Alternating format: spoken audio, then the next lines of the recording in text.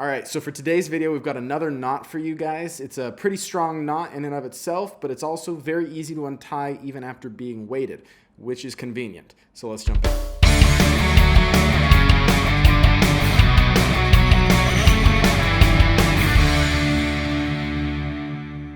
What's going on, guys? Trevor Long here for Sawback Gear, and today we're going to be talking about the Bowline knot. Now, this is a super common knot. You see it all the time. Some of its main advantages are that it's a fairly strong knot, and like I mentioned before, the main benefit is that it's really easy to untie even after it's been weighted, which is incredibly convenient. So I'm going to show you how to tie it. I'm going to teach you guys some common uses for it and also when I would recommend you not use it. And then at the end of the video, I'm going to show you a little technique that you can use and add on to make the knot even more secure and even easier to untie, which is incredibly useful. So let's jump in. All right, so to tie the Bowline knot, all you need to do is make a loop in the rope, pass it through the loop and around the stem, and then back through the loop and pull. And I'm going to do that slower for you guys. But basically, this is what the Bowline knot looks like. It's a pretty convenient knot. It's easy to tie. It's fairly easy to examine and make sure that you're all right. You tied it properly, and it's even easier, even after weighting it, to just untie the knot. It's really simple. But let me be clear. That might also be its downfall, but we'll get into that. So first I'm going to tie it for you slower, and I'm going to give you one piece of advice.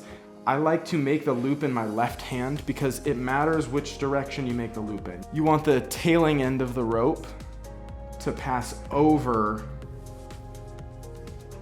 the rest of the rope. The easiest way to remember that is if you take the rope in your left hand with the tail end coming towards you and then just looping it back over your hand. Then the tail end of the rope will always be passing over the rest of the rope. So once you do that, you're going to take the tail end of the rope, pass it up through the loop, around the back of the rest of the rope, and then back down through the loop. And then pull these two ends here and this end right here to tighten it. And you can also pull this side one as well a little bit to tighten it. So you can see this is the Bowline knot. Examine it, learn what it looks like, make sure you tie it properly. There are a couple ways that you can tie this knot improperly, and it will lead to the knot not being as strong as you would expect it to be. So some of the common uses for this knot include tying into a harness and hauling your gear. Now, I am a strong proponent of using it to haul your gear because it is a very easy knot to untie when it's been weighted heavily, like when hauling gear up a wall. But the problem with it is that because it's so easy to untie, it's not a particularly safe knot to use to tie into a harness. I know that there's going to be 40 million of you guys in the comments yelling at me about that because lots of people do use it to tie into their harnesses, but the reality is that some really talented climbers in this world have gotten injured because a Bowline knot like this failed, probably because it was tied improperly, which happens, but also it's just not, it's easy to untie, which is good for some situations, but not for all of them. So to check back on that, hauling gear, great knot, because it's strong enough to haul your gear, your life isn't on the line, and it's easy to untie even when you're done with it, because that's really convenient to have. It's really hard to untie some figure eights after you've been hauling with them. But when you're tying into your harness, we always recommend that you use the follow through figure eight. That's the safest knot, strongest knot, and it's way easier to inspect to make sure you've tied it properly, and it's just an all-around better knot when used to tie into your harness. However, right now I am going to show you guys one more trick that you can use. It's called the Yosemite Finish, and altogether you would call it the Yosemite Bowline, which can be used to strengthen the knot a little bit more and also make it even easier to untie even after it's been weighted. So let's go ahead and do that. I'm just going to give myself a little more slack here. Basically what you need to do is you take your Bowline knot just like this. This would be your typical Bowline.